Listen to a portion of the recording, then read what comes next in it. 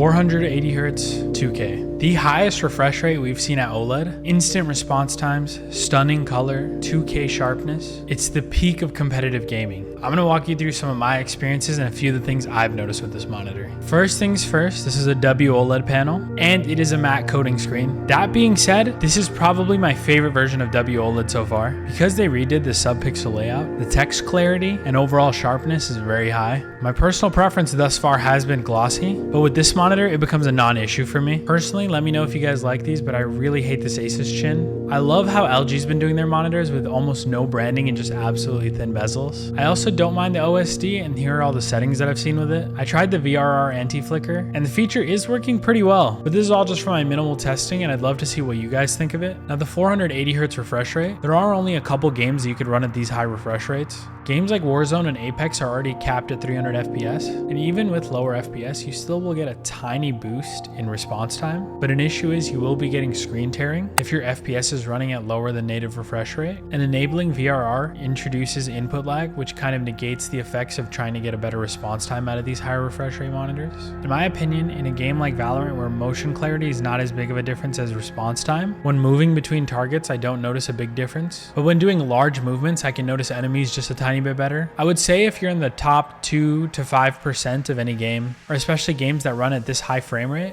this monitor becomes a no-brainer. If you're not playing these highly competitive games almost 60 to 70% of the time, I would recommend probably the 2K 360 Hz or the 4K 240 Hz. I think that monitor is definitely a little bit sharper. The colors are a little bit more saturated, and it's about $200 cheaper.